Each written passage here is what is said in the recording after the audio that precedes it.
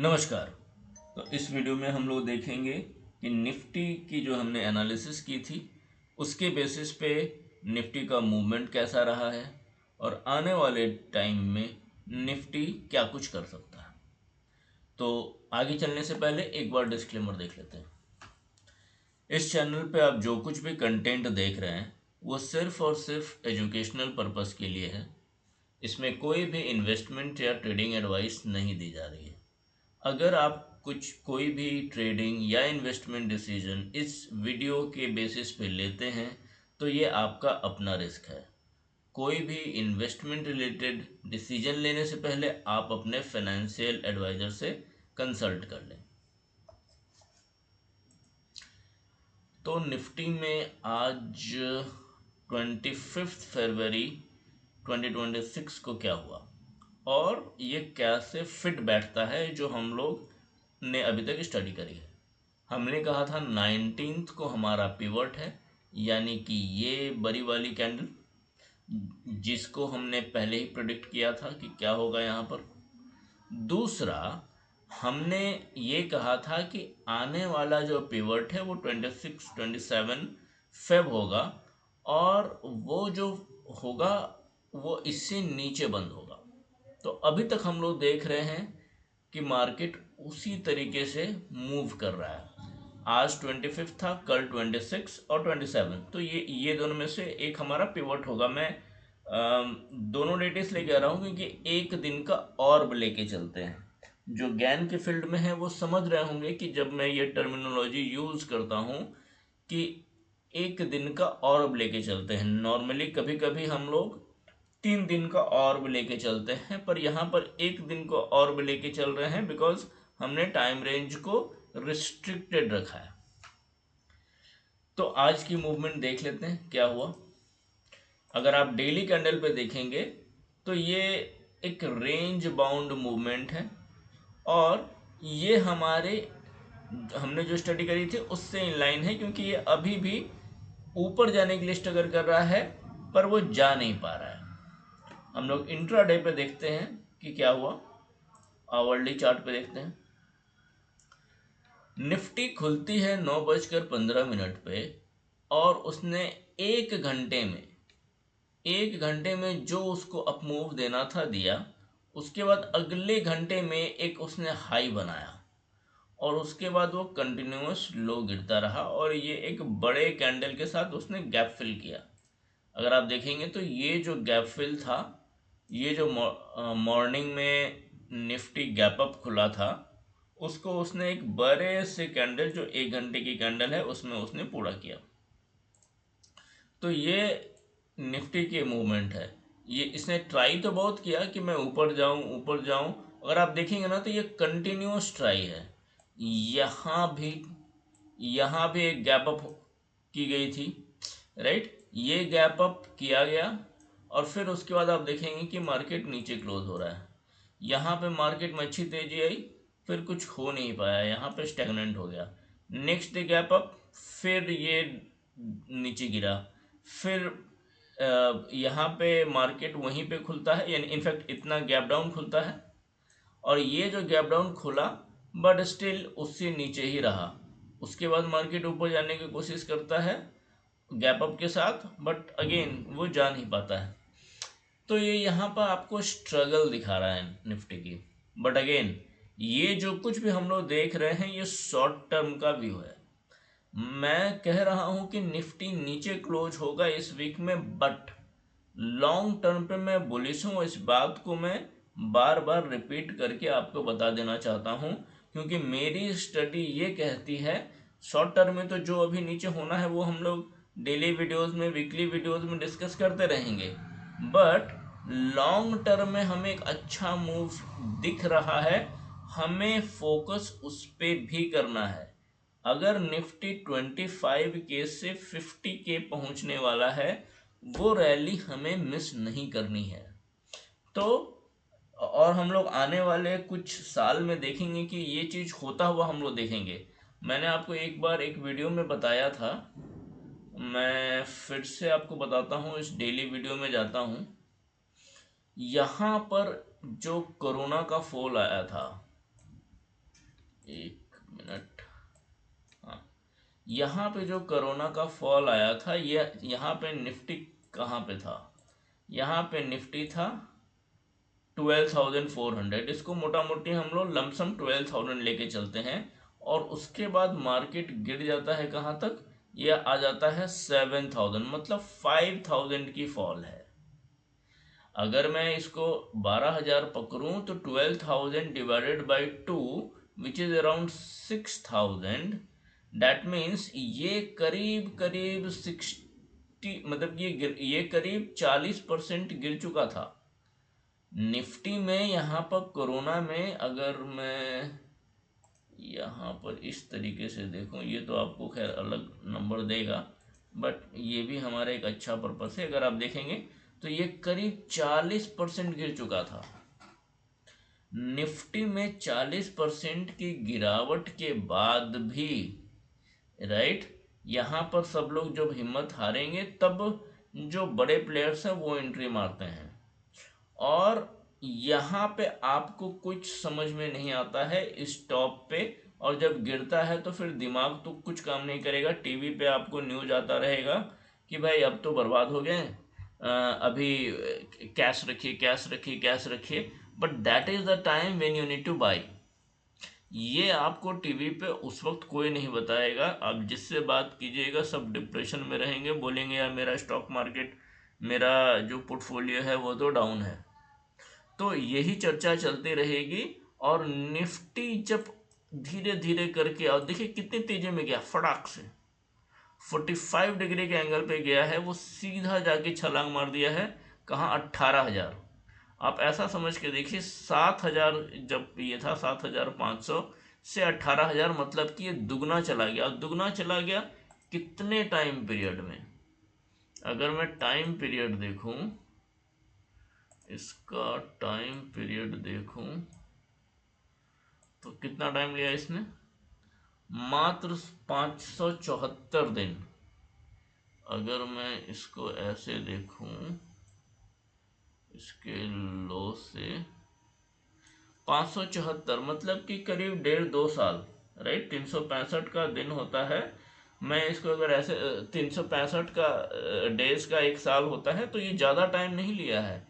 आपको 1.5 साल के अंदर ये पूरी निफ्टी को इसने दुगना कर दिया।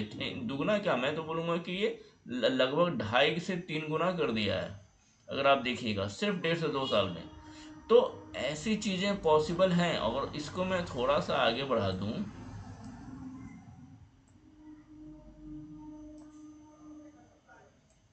इसको मैं थोड़ा सा आगे बढ़ा दूं और इसको थोड़ा सा पीछे कर दूं, तो ये देखिए 1645, राइट।